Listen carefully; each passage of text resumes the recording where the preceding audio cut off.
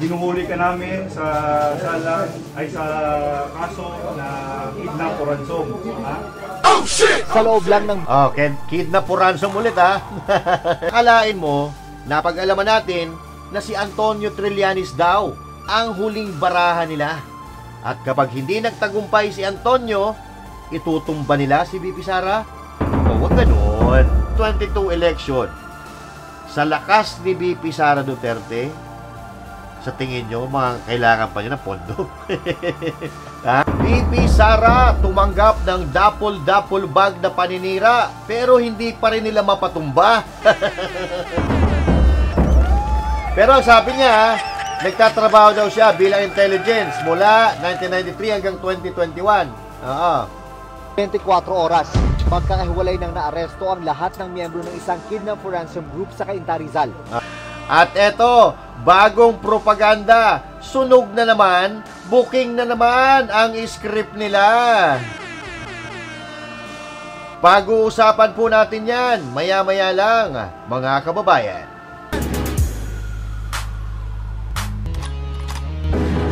Para lagi kang updated.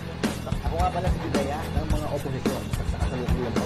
At sabi nga, galit na galit ang mga dapural ng Pangulong Duterte. Kung hindi ka pa nakakapag-subscribe, i-subscribe mo na yan! At eto na nga mga kababayan, nandun na po tayo sa tinatawag natin na Road to 2028. At kahit anong gawin nilang paninira kay VP Sara, aba, hindi umuubra. Oo. Iba talaga pag ginamitan mo ng ebidensya ang mga eksena. Pero bago natin pag-usapan yan mga kababayan, magandang araw muna sa mga banateros at sa mga kababayan natin Pilipino sa iba't ibang panig ng mundo. Ako po si Master Judea. Tayo po ay nagbabalik para pag-usapan at sunugin ang mga propaganda ng mga lintian. Okay, welcome. Welcome po sa ating sunugan dahil susunugin natin ang maitim na propaganda ng tunay na kalaban ng mamamayan. Ayan. Okay? Kasi mayroon na naman silang ibinabato kay VP Sara Duterte na sa tingin ko ito ay mga gawa-gawa na lang na naman ang mga palingkero at palingkera sa politika.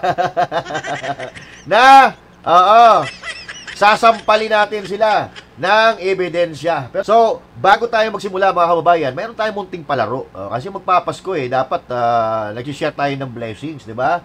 Dalawang manonood po ang pwedeng manalo ng bato?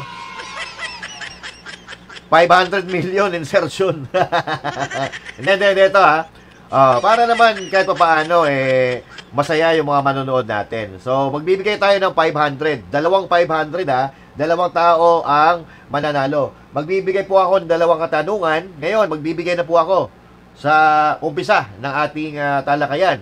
At mamaya, it's either sa gitna or sa dulo, magbibigay pa tayo ng isang question. Sasagot lang kayo, magkakaroon kayo ng 500 pesos. Okay? So, ito po yung unang tanong natin. Pabilisan po ito ng sagot. I-comment nyo po yung sagot ninyo dyan sa comment section. Makikita ko naman yan kung sino ang pinakaunang makakasagot kasi nakaset yung comment natin sa latest to previous comments. Okay? Kung sino ang pinakauna, yun po ang mananalo. At kung sino man ang mananalo, i-announce natin yan sa susunod na vlog para maklaim yung premyo. Yan. Okay. Handa na ba kayo? Ito po ang unang katanungan. Unang tanong. Ilan po? Okay, ito yung tanong Ilan po ang eksaktong nakuhang boto ni VP Sara Duterte noong nakaraang presidential at vice presidential election? Yung eksaktong boto na nakuha ni VP Sara Duterte. Okay, comment nyo dyan. Okay, i-comment nyo dyan sa comment section. Makikita natin yan, Pero, meron pa tayong isang tanong mamaya. Abangan at bibitawan natin yan sa gitna or sa dulo. Bahala na, maya-maya, Pero ang unang tanong ay ilan ang eksaktong nakuhang boto ni VP Sara Duterte nung siya ay tumakbong vice presidente. Okay? Good luck sa mga mananalo. Alright, so ito mga kababayan, pag-usapan na po natin ang ating topic ngayong araw na ito dahil may bago na naman pong propaganda laban kay BP Sara Duterte. Na di umano, nakatanggap daw si BP Sara Duterte ng deliveries ng dapol-dapol bag na naglalaman ng pera at ayon daw di umano sa isang whistleblower. Ha? Diyos mio no? Lagi na lang lagi na lang may lumalabas na whistleblower daw kumano. Oo. Pero yung mga whistleblower na pinapalabas nila, mga supot, supot ang mga tunog ng mga whistle ninyo. So, sino yung mga whistleblower na yan? Bakit parang ang mga whistleblower nila, mga kriminal, alam nyo, walang ibang pinakamalupit na whistleblower ngayon, walang iba kundi si Saldico. Yan ang whistleblower. Pero, si Saldico, ayaw nila pakinggan. Pero yung mga whistleblower nila na mga kriminal, yun ang gustong-gusto nilang pinapakinggan. So, alam nyo kasi, mga desperado na po talaga ang mga gago na ito. Halimbawa, si Chis Escudero, sabi, may whistleblower daw. Bagman ni Chis Escudero. May pinalabas pa silang pangalan. Bagman daw ni Chis Escudero. Pinaputok nila yung issue at inakusahan na nila si Chis Escudero. Pero ang ending, wala po silang makita na ebidensya na magdidiin kay Senator Escudero. So ano nangyari ngayon? So hindi nila makasuhan ngayon si Chis Escudero kasi wala naman talaga silang ebidensya. Ang ginagawa nila, naninira lang talaga sila. Sinisira na nila yung pangalan ng tao nang wala silang basihan or wala man lang silang pinapakitang ebidensya. So yun po ang totoo dyan. At dahil wala nang ebidensya kay Escudero, ngayon, nakasilip sila ng ibang mabibiktima. Ang biktima naman nila ngayon, walang iba, kundi si Senator Bong Revilla. Na alam naman natin, yung pamilya nito hindi bumoto sa impeachment, hindi pumirma sa impeachment ni BP Sara. Kaya ngayon, ayan, pinag-iinitan na. Actually, medyo nakikita ko matalino itong mga gago Kasi, inoobserbahan po nila kung ano yung mga reaksyon ng tao dito sa mga issue. Sa mga issue ng nakawan, sa issue ng flood control projects, pinapakiramdaman nila kung ano yung reaksyon ng mga tao. Kung matatandaan natin, lumabas po si Saldico, may mga isiniwalat, may mga pasabog, at ito po ay pinaniwalaan ng majority ng mga Pilipino, di ba? Pinaniwalaan si Saldico na tinuturo na nga na mastermind, walang iba kundi si Bongbong Marcos Jr. at si Martin Romualdez. Kaya ngayon, mga kababayan, gumagawa sila ng parehas na eksena. Ganon din ang ginagawa nila. Gumagawa sila, kunyari, may whistleblower tulad ni Saldico na palalabasin nila.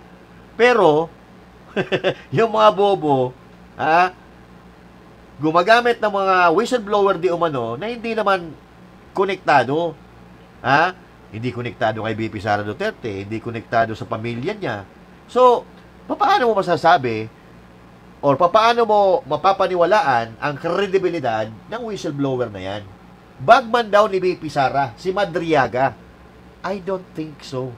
Kasi ito po, yung pinapuputok nila. Pinapuputok nila ngayon, nasunog na. Ayan po. Tuloy-tuloy po ang birada kay BP Sara. Mas maniwala kayo, mas titindi pa po yan. As days goes by, habang papalapit ang eleksyong 2028, mas titindi pa po ang birada laban kay BP Sara Duterte at sa magiging kaalyado niya. Dahil napakalakas po ni BP Sara Duterte. Pag-usapan natin itong propaganda nila ngayon. At ito ang pinapakalat nila. Meron daw lumabas na dating bagman ni BP Sara Duterte na naghahatid sa kanya ng dapol-dapol bags na pera para sa kampanya. Nung kampanya ito, 2022. At ang nakakaduda, una sa mga bagay na kinakaduda ay bakit ganyan nyo lang nilabas? Ang tagal-tagal nyo na binabanatan si BP Sara, ngayon nyo lang naisipan yan. Bakit? Kasi, wala na silang ibang mahanap na ibabato kay BP Sara. Kayo naman, sana ginawa nyo rin nakalagay sa maleta. Di ba? Para isa script Kunyari, iniba nyo pa yung script hindi sa maleta sa duffel bag nila yun Dapat, mali-maletang basura para sosyal, nakabaleta. So, ano ang gagawin natin ngayon? babasagin natin ang trip ng mga daputa. Oh, unang punto, mga kababayan, matatandaan natin, 2022 election, sa lakas ni VP Sara Duterte, sa tingin nyo, mga kailangan pa niya ng pondo. Oh, sa sobrang lakas ni VP Sara Duterte noong 2022, sa tingin nyo, maghahabol pa siya sa mga pondo na yan? Hindi. 'Di ba? At kilala natin ang mga Duterte na hindi yan nagpapasindak sa salapi. Hindi mo yan makukuha sa mga papondo-pondo na ganyan. Oh. Kaya nga hinimod-himod ang puwet o tumbong ni VP Sara Duterte na magkapatid na Marcos para magka-line up si VP Sara Duterte at si Marcos Jr. 'Di ba? Kasi nga siya yung napakalakas. At napatunayan natin ang lakas ni VP Sara Duterte noong lumabas ang resulta ng botohan na mas mataas pa ang boto ni VP Sara kaysa doon sa bangag na adik na presidente. 'Di ba? Kilala natin ang mga Duterte, hindi po yan tumatanggap ng suhol. At ngayon, ibabalik po natin sa kanila ang katangahan nila. Oo. Alam po natin, doon sa mga sumusubaybay sa eleksyon, sa tuwing eleksyon, alam po ng mga mahilig sa politika yan. So, ang eleksyon po, ang pondo niyan ay party level. Oo. Party level ang pondo ay na ibinibigay sa mga kandidato at papasok yan sa partido nila. Dadaan yan sa party president, dadaan sa party chairman, at lalong dadaan yan sa campaign manager. Oo. Now, sino ang campaign manager ni VP Sara Duterte? Di ba si Martin Romualdez? Oh. So na, kung may pera man na napupunta kay VP Sara, unang-unang hahawak niyan, walang iba kundi si Martin Romualdez. Oh. Bilang kanyang campaign manager. So kung alam na ito ni Martin Romualdez dati, bakit kailan lumabas? Bakit? Kasi nga, wala na silang ibang maisip. Impeachment, gone. Yung funds, intelligence funds, ni VP Sara, gone. Oo. Diba? Wala na silang magagawa. Huwag yung ginagawang tanga, yung mga Pilipino. Di ba kinuwento ni VP Sara Duterte dati, noong galit na galit si VP Sara Duterte, na hindi raw nagsusumbong daw si Martin Romualdez sa kanya, na hindi naglalabas ng pera or iniipit ni Marcos Jr. ang pondo noong eleksyon. Kaya, nagrereklamo si Romualdez. Ang sabi ni VP Sara Duterte, pag may dumating na funds, di kunin mo. Pag may dumating na donation sa campaign natin, di ikaw kunin mo lahat. Sabi ni VP Sara Duterte, di ba? So, bakit mo ibibinta ngayon kay VP Sara Duterte? Kung meron man, na tumatanggap ng pera noong eleksyon, walang iba kundi ang campaign manager. At sabi pa nila, galing sa droga, galing sa pogo, yung pera na ginamit ni VP Sara ng eleksyon. At ang pangalan daw ng dating bagman ni VP Sara Duterte ay si Ramil Madriaga. Pero, sino nga ba si Daniel Madriaga na sinasabing bagman ni VP Sara Duterte? Sige nga. Tapos ang isang taong pagtatago, natugtog na rin sa wakas ng PNP anti-kidnapping group ang 5 sospek sa pagdukot sa magpinsang Filipino-Chinese sa Tondo noong June 3, 2022. Kabilang sa mga naaresto ang mastermind na sina Ramil Madriaga at Jaime Patano. Dati raw close in security na magpinsang negosyante ang mga sospek. Plinano raw ni Madriaga na dubutin ang magpinsan at ipatubos sa halagang 100 milyong piso. Ngayon, mga kababayan, palakpakan natin. Ano po ang trabaho nito? Kidnap for ransom. Malayo doon sa sinasabi na sa droga daw, tsaka sa pogo. 'Di ba? Hindi nga nagtutugma yung script nila. Kung sa pogo, dapat pogo lang. Pero bakit ang kaso nito ay kidnap for ransom? Akala ko ba bagman ni VP Sara Duterte si Madriaga? Ang sabi sa balita, close-in security ng magpinsang negosyante na kinidnap niya. nila. Wala naman ako narinig doon na bagman siya ni VP Sara Duterte sa balita, di ba? So, sunog na naman ang script nila. Mga animal kayo. Di ba? The script is very weak. Therefore, the pasimono of this propaganda is very bobo.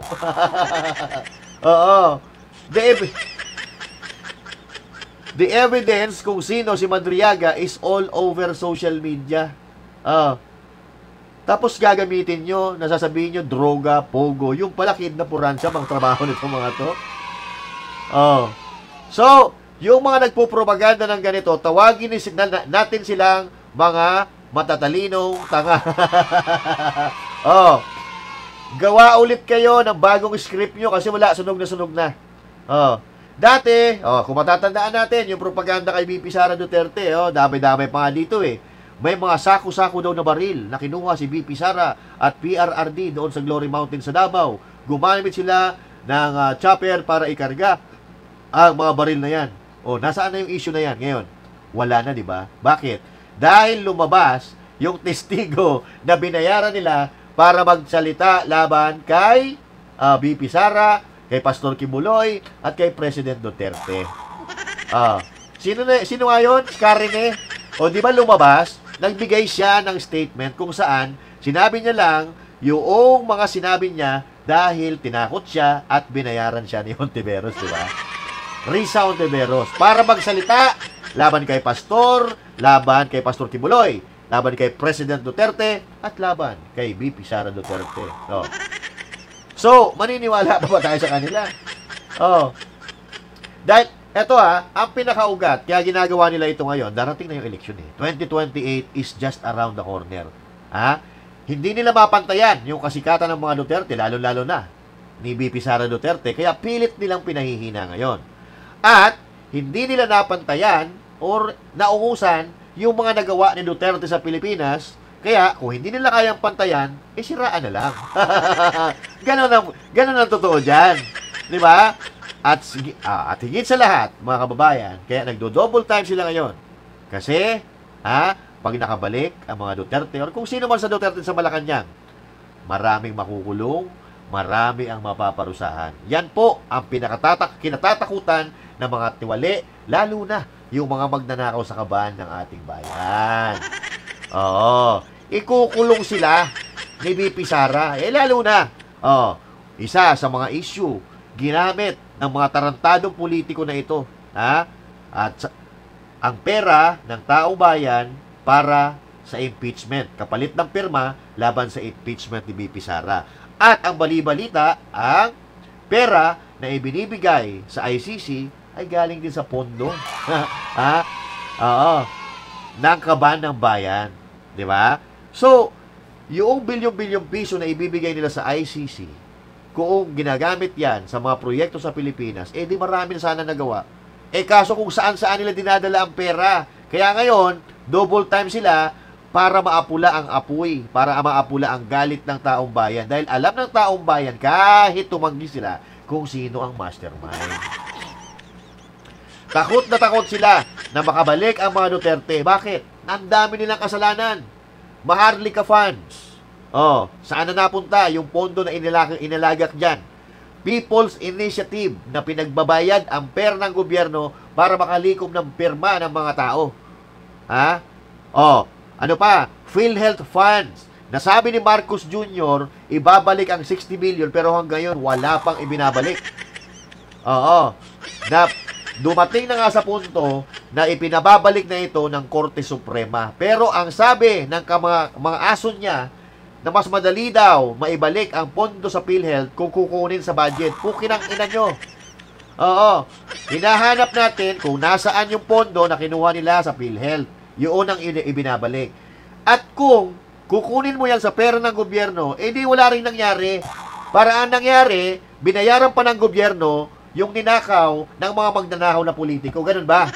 Oy, Garin, huwag kang patanga-tanga. Sa bagay, isa ka rin sa nakinabang sabi ni Garin, mas mabilis daw makukuha yung 60 million na yan kung kukunin na lang sa pondo ng gobyerno. Ay, tanga. Di ba? Trilyon-trilyon ang alam nila na ninakaw nila, kaya takot na takot silang maging presidente si VP Sara. Kasi alam naman natin ng mga Duterte, straight yan. Pag nakikita ka na may ginawa kang kabulastugan, pananagutin ka niyan. Kaya gagawin nila lahat ngayon, mga kababayan, para hindi makaupo ang isang Duterte sa Malacanang. Dahil lahat po sila masasagasaan. Lalo na ito, medyo hindi maganda pagkakalapat ng kwento. Medyo sablay-sablay ang pagkakalatag ng kwento, mga kababayan dito. Kasi, sino kaya direktor nito? Sino gumawa ng strip nito? Alam ko na si Sundalo. yung sundalo na si Antonio. Walang yan naman talaga kayo eh. Kung dangan kasi, bakit yan pang kinuha yung direktor? May sapak yan sa ulo. Tingnan mo kung hindi pa naman si Raul yan, takbo ng takbo, hindi naman nananalo. Kung marunong siya mag-isip, o matino ang kaisipan yan, pag natalo ng 3 beses yan, hindi natatakbo yan. Di ba? Pero, takbo pa rin ang takbo. At ito po ang kwento. Sabi, mula daw 2021, ay 1993, no? Hanggang 2021, nagtatrabaho daw siya sa gobyerno. Nagtatrabaho sa gobyerno, ha? Itong si Madriaga, na ginagamit na naman nila laban kay BP Sara Duterte. Ayan po, nakikita nyo sa screen. Contention of state. Base dito, na-convict po ito April 30, 1997. Sa parehas na rason, kidnap for ransom. Pero ang sinasabi nila, intelligence ako. Sa statement ni Madriaga, intelligence daw siya mula 1983 hanggang 2021. Pero may mga lumalabas na video, mga kababayan, kung saan hinuhuli siya ng mga kapulisan dahil nga dito sa mga gawain nilang kidnap for ransom. Eto, ayan po sa screen, Madriaga and Ruendo, magkakapatid ata ito 1993, ay 1997, nahuli na po sila. So, sablay po yung script na 1993 hanggang 2021 ay nagsisilbi sa gobyerno. Okay? Sablay na po yan. Dito pala makikita mo na Kasi nga, ayan convicted sila ng April 30, 1997. Diba? So, yung pinakita nating video kanina, iba pa po yun. Yun po ay magpinsan na Chinese na negosyante kung saan close-in security sila. So, eto naman, may bago pa. May iba pa. Ito. Sa kulungan ng bagsak ng 5 umunong miyembro ng isang kidnap or ransom group sa Cainta Rizal, tunghayan sa pagtutok ni June Veneracion. Hinuhuli ka namin sa kaso na kidnap or ransom. Sa loob lang ng... Kidnap or ransom ulit, Kidnap or ransom ulit. Ito, kanina, 2022, nahuli siya, di ba? 2022 yun. Hindi ko alam kung ba't nakalabas. Tapos ito,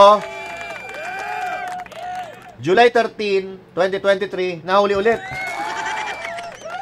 Pero sabi niya, nagtatrabaho daw siya bilang intelligence mula 1993 hanggang 2021. 24 oras. Magkakahiwalay nang naaresto ang lahat ng miyembro ng isang kidnap for ransom group sa Cainta Rizal. Sila umano ang mga nasa likod ng Madriaga Kidnap for Ransom Group na nakapatay sa isang operatiba ng PNP Anti-Kidnapping Group o AKG nang i-rescue nila ang 2 kidnap victim noong nakaraang taon. Brutal daw ang pamamaraan ng grupo sa kanilang mga biktima. Mayroon silang time frame pag hindi makabayad within specific period yung family of the victim, sinasaktan ang pinapatay nila.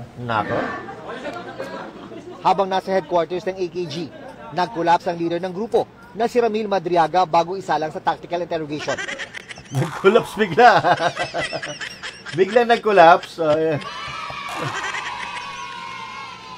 Nakakulong pa ito hanggang ngayon At sinasabi nila mga kababayan, si BP Sara Duterte daw ay nagpupunta sa BJMP ng hating gabi. Makikilala si BP Sara Duterte pag nagpunta doon. Marami makakapagsabi. Pero ang totoo pala, itong sila Trillanes at saka sila Ontiveros po pala, di umano, ang nagpupunta dyan kay Madriaga. Siguro, ganun din ang ginagawa nila, kakausapin, mapangakuan nila. Sige, pagka tumestigo ka, makakalabas ka. Okay, pagka tumestigo ka, bababa ang sentensya mo. Siguro mga ganun ginagawa nila. Pero, ibinibintang nila kay BP Sara. Pero may mga CCTV footage daw, di umano, na makikita, kung saan makikita, na si Trillanes ay nagpupunta sa BJMP kasama si Ontiveros.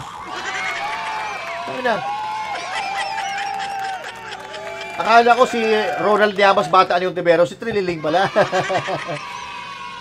Walang iya kasi. Ayan, pasablay-sablay yung mga script ninyo. Kung dangan kasi, ang kukunin nyo ng mga testigo, mga kriminal, na katulad ni Antonio. Oo, na may sira ang ulo. Hindi nga manalo, may panapanalo ang sarili niyang laban. Uutusan nyo pa na gawin ang inyong laban. Ano mangyayari dyan? May sakit daw siyang epilepsy at hypertension. May epilepsy Sabi pala. ng AKG, nakulong na dati ang 2 sa 5 na aresto, pero napawalang sala ng Korte Suprema, kaya pinalaya noong 2003. Bukod sa kidnapping, mistulang private army na rin daw ang grupo na nagsimulang mag-operate noong dekada 90. This group is also involved in providing VIP security sa some businessmen and some politicians. Ayan Nagtutugma po yung balita. Kasi base doon sa video na pinakita natin kanina, ang kinidnap nila ay yung pinagtatrabahuhan nila na magpinsan at Chinese na negosyante, pero hinold up nila. Bantay sa lakay palalaban ito Dito sa NCR area at saka Region 4A. NCR area, Region 4A. Dito sila nag-ooperate. Paano napunta sa Davao yan noong 2022? Na ang operation pala nila ay nasa NCR tsaka Region 4A.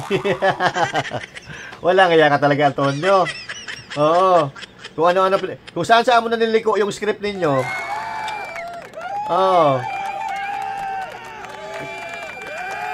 Kahit sa telenovela, hindi papasa yung script ninyo. Kasi ang gulo-gulo Pagkakataon umanong ang ibinibigay nilang security ay siya rin umanong ginagamit para dukutin ang taong dapat ay pinoprotektahan nila.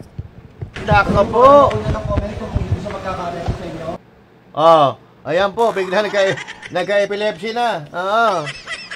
Tarantadong Trillanes, no? Aid daw ni BP Sara Duterte ito.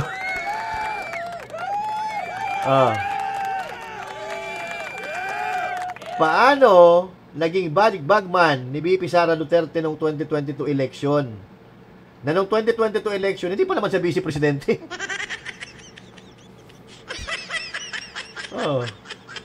Ang dami-daming tao na pwedeng kunin ni BP Sara Duterte sa Davao para maging bagman niya. Kung sakasakali. Ba't dito pa sa NCR kukuha? Tsaka sa... Walang iya ka talaga, Antonio. Pinaglololoko yung mga tao. So, ayan. Sunog na naman ang script ninyo. Mission failed.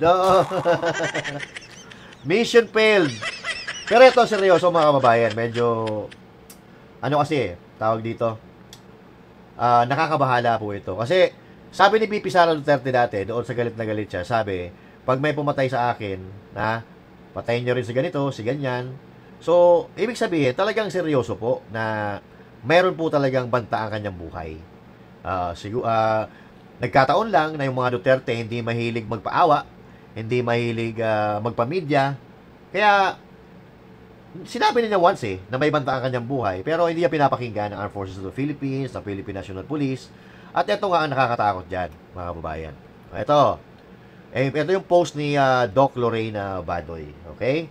Sabi niya dito, RE, the assassination of the VP that she told us about. Guess which assassination group was asked to do it? The assassination group of Ramil Madriaga. Who arranged it? My source said that T. Who is behind T? Wow! Sino kaya si T? Tambi? Tony?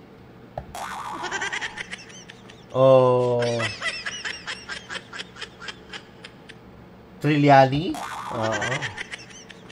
So, balak po pala talaga nila. Itong ba si BP Sara Duterte? Kaya lang, yung uutusan nila na para itumba si BP Sara, ayun, nasa uyo na. Nasa loob na yung Madriaga. Pero, hindi sila tumitigil hanggat hindi napapakinabangan kasi yung Madriaga. Since hindi na naman napatumba si BP Sara, gamitin na lang namin kayo. Dahil nasa loob kayo. Kunyari, sabihin na lang natin na bagman kayo ni Sara Duterte. At kayo yung naghahatid ng pera sa kanya sa campaign niya noong 2022. Malabo nga, taga Davao si VP Sara Duterte. Ito mga hindot na ito mga taga NCR at taga Region 4A. Dito sila nag-ooperate. So malabo. Pero ito lang mga kababayan masasabi ko. Hanggang ngayon, kahit nasa oblo na yung mga uutusan sana nila na i-assassinate si VP Sara Duterte, nakakulong na kahit nasa loob na, maging mapagbatsyag pa rin tayo. Kasi hindi niyan titigilan si VP Sara Duterte hanggat hindi nila napapabagsak. Gagawa sila ng paraan para kung hindi man mapabagsak ang mga Duterte, ililikid na nila yan. Itutumba nila yan. Pero, kahit anong gawin nila, may matumba man sa Duterte, o wala pa rin. Yung tao ayaw na rin talaga sa kanila. At, hindi mauubos ang mga Duterte. Kahit hindi apelyido ang Duterte, kahit hindi apelyido ng Duterte, meron pa rin nababangon na kasintulad ng mga Duterte, kasi kahalintulad ng pagmamahal sa bayan ng mga Duterte, marami pa rin. Marami pa rin magiging muka ng mga Duterte. Kung sakasakali man, na-liquidate nyo sila, tumban nyo sila, kung sakasakali man patahimikin nyo sila, hindi yon ang solusyon. Hindi yon ang solusyon para mapatahimik nyo ang bansa. Amuhin ninyo, paniwalain nyo ang sambayan ng Pilipino, yun ang magpapatahimik. Pero kung itutumban yung mga Duterte, pababagsakin yung mga Duterte, imbis na makatulong sa inyo yan, yan pa ang magpapahamak sa inyo. Tandaan nyo yan. Real talk yan. Ayan, si Antonio. Ayan. Hoy! Tonyo, kumusta na? Ang walang naipapanalong laban sa Pilipinas.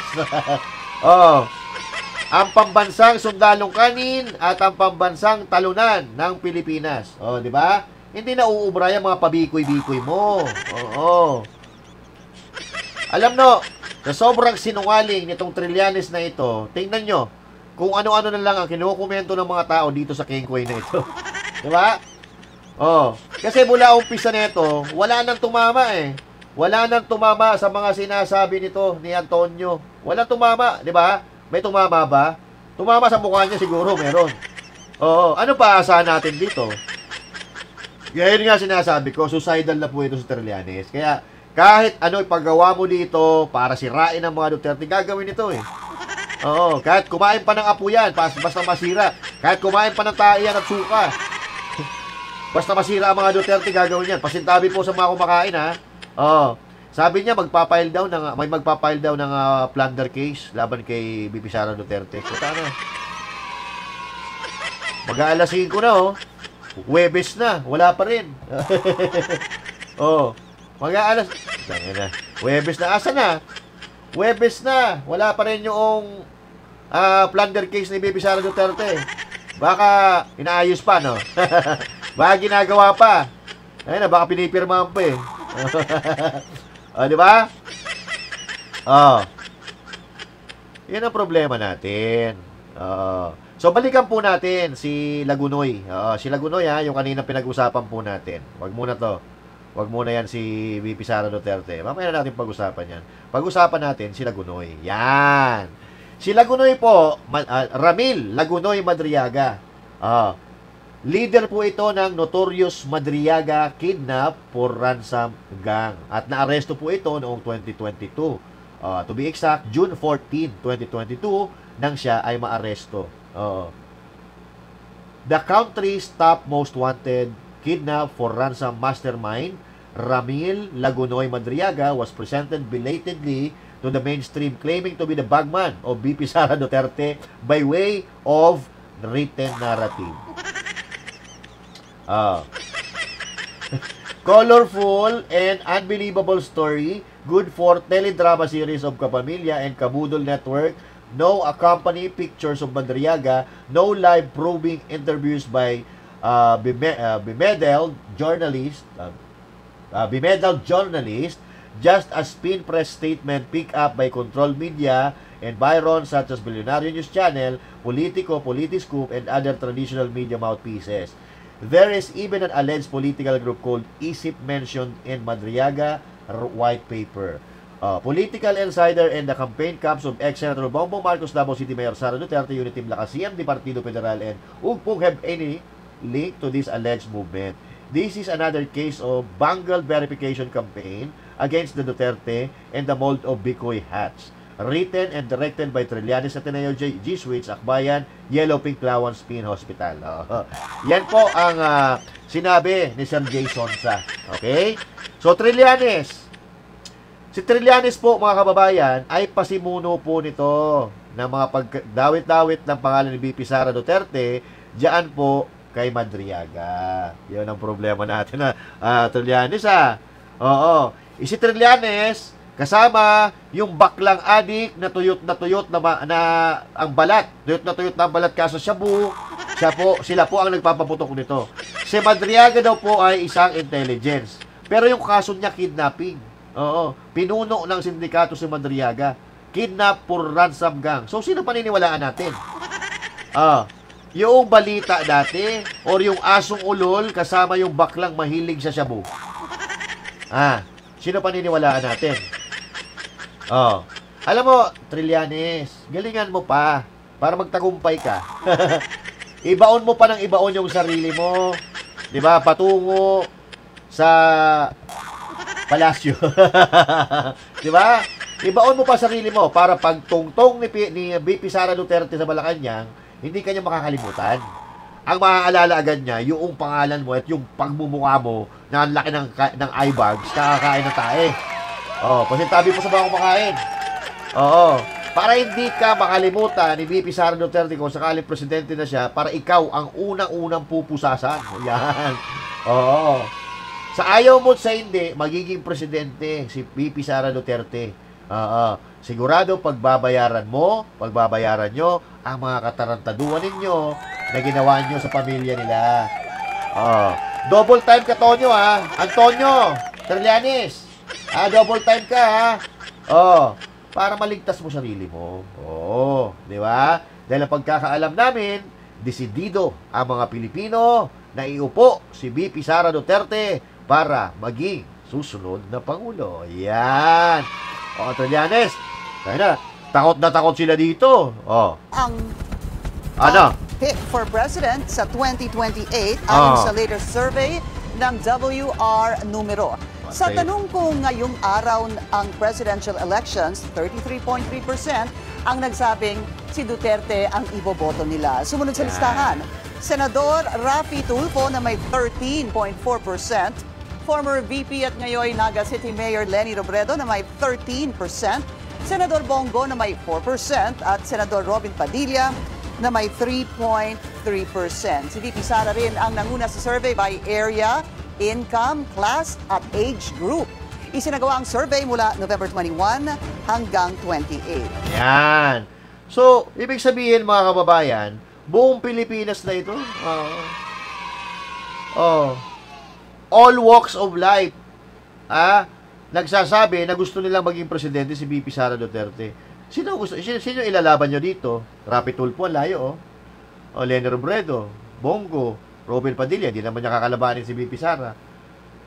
Eto na ang pinakamalakas na pwedeng kumandidato sa 2028 election. Raffy Tulfo. Nasaan nga dyan si Risa Ontiveros? Nasaan dyan? Yan. Kaya, wala na kayong magagawa, Trillanes. Ang sabi pa ni Trillanes pala, wala daw nananalong presidente na nagiging number 1 sa survey ng maaga. Kasi nung mga nakaraan daw, yung mga nauuna sa survey ay natatalo pagdating na ng botohan, pagdating na ng eleksyon. Noon yun, di ba? Noon yun. Noon yun, nung wala pang dumadating na Duterte. Kasi noong mga panahon, halos pare-parehas lang paninilbihan Pare-parehas lang ang panunungkulan sa gobyerno ng presidente, vice-presidente, mga kongresista, puro mga pagnanakaw. Ngayon, Trillanes, yung sinasabi mo, parang mababasag na ngayon. Kasi iba yung mga Duterte Yung mga Duterte, may nagawa na makabuluhan sa Pilipinas. Kaya kayo galit na galit, hindi nyo maungusan Hindi nyo mapantayan Wala kayong maipantapat Kasi sinisiraan si VP, di ba? Para, kahit pa paano, sa sobrang lakas niya, pag siniraan nyo siya, pumantay man lang sila doon sa level nyo kung gaano kayo kababa. Pero ang nangyayari, wala na naniniwala sa inyo. Oh. So, wala daw, nagna-number 1 ng maagi sa survey ang nananalo na presidente sa eleksyon. Remember, Trillanes, there's always a first time. Oo. First time nga sa Pilipinas breaking the record na may isang kandidato na kung ano-anong tinatakbuhan pero laging talo, takbo pa rin ang takbo. Di ba? Ikaw yun, Trillanes. Oh, may pwede ka pang takbuhan. Tumakbo ka ng senador, tumakbo ka na ng mayor. May pwede ka pang takbuhan. Doon sa circle dyan sa Marikina. Takbo ka doon. Baka sakali doon manalo ka. Di ba? Oh, ibahin mo ngayon. Iba ngayon kaysa noon, Trillanes. Kung dati hindi gumagana yan, taong bayan na nagsasabi. Oo, layo ng Di ba no? Ang layo ng lamang, ng lagpas, di ba? Halos kalahati. Kung sino pa itatapat mo kay VP Sara Duterte? Oh, ano pang paninira ang pwede nyo magawa kay Vice President Sara Duterte? Nagawa nyo na lahat. Confidential funds, impeachment, ano pa, baril, nagaling sa Glory Mountain, ano pa, kabit ng basketballista, ano pa ba, Fiona, lahat na. Ginawa nyo na kay VP Sara Duterte. Inimpeach nyo pa nga di ba? Pero nananatiling nakatayo. Ano pa ang mas pinakamabigat na pwede nyo ibato kay VP Sara na hindi niya kakayanin at hindi niya kayang sagutin? Wala na. Di ba? So, sigurado, Sara Duterte, presidente na. Trillanes, double time ka ngayon. Double time ka. Kasi, yung taong bayan, gising na. Hindi na naniniwala sa mga parabola, hindi na naniniwala sa mga kwentong kutsero, kwentong pagong, kwento mo sa lolo mo. Oo. Trillanes. Yan ang problema sa iyo, Trillanes. Masyado kang akala mo, napakagaling mo, hindi ka nga manalo-nalo sa eleksyon Ha? Kung ako sa'yo, magbarangay tanod ka. Total, may experience ka naman sa pagiging Marines, di ba? Navy? Navy ka, di ba? Barangay tanod. Baka yung skills mo, mapakinabangan mo sa pagiging barangay tanod. Kasi yung mga tanod, wala namang ibang ginagawa yan. Magbabantay lang. Yung iba, patulog-tulog lang. Baka yun. Baka doon kaya mo. O kaya, mag-president ka ng Homeowners Association. Kasi binabid na ka karamihan kasi sa mga yung mga presidente, hindi lahat karamihan sa mga presidente ng Homeowners Association, mga binabida yan. Yan yung mga kunyari, sila ang pinakamayaman, sila ang pinakamagaling doon sa kanilang community. Ganyan. Yung pataasan sila ng ihi. Di ba? Totoo yan, real talk yan. Dito nga sa amin, putangin yung mga homeowners dito, nagpapagalingan akala mo ang gagaling. Pag pinakinggan mo naman magsalita, puro yabang. Puro mga tunog latang walang laman. Ganon si Trillanes. Latang walang laman. Kasi, yung mga sinasabi niyan, puta na. Wala kang nakita, nakatotohanan. Diba? So, Pilipino ang husga, hindi ikaw, Trillanes. Alam niyo na, kaya, double time pa, Trillanes, para, baka sakali, may panalo mo yung laban na to. Para sa'yo, ang laban na to. Okay. So, eto na ang ating pangalawang katanungan. Okay. Kanina tanong natin kung ilang boto, total, or eksaktong boto ang nakuha ni VP Sara Duterte noong 2022 national election. Ngayon naman, pangalawang tanong, ito na ganun pa rin. Iko-comment nyo pa rin dyan sa comment section at makikita ko pa rin kung sino ang pinakauna na makakapag-comment ng tamang sagot. Okay? Ngayon, ang tanong, pangalawang tanong ay ilan naman ang eksaktong boto na nakuha ni Marcos Jr. noong national election. Okay? Basta ang alam ko, mas malaki yung nakuha boto ni VP Sara Duterte dito. At ang alam ko, inusog-usog ito ng Comelec. Para kahit papaano, lumapit-lapit ang boto kay VP Sara. Kasi naman, kung halimbawa, yung boto ni Marcos Jr. 15 million, tapos si VP Sara Duterte is 32. Puta, tanggal ang angas niyan. Tanggal ang kredibilidad niyan. Susundin ng tao, siyempre, si VP Sara Duterte kasi mas maraming boto. Pero inilapit daw nila, di umano. Oo, para hindi magmukha kahiya-hiya ang boto. So, last question. Ilan ang eksaktong nakuha na boto ni Marcos Jr. noong nagdaang national election? Eksakto ha, lahat ng numero dapat nandyan. Pinaka-eksakto. Alright? So, i-announce natin ang mga mananalo sa susunod nating vlog. Sa susunod na upload, kung paano makukuha ang premyo, doon natin i-announce. Okay? So, magkita-kita po tayo muli mga kababayan. And once again, this is Master Jude saying thank you. God bless you all and to God be the glory. Magandang araw po ng Webes sa inyong lahat. Bye-bye!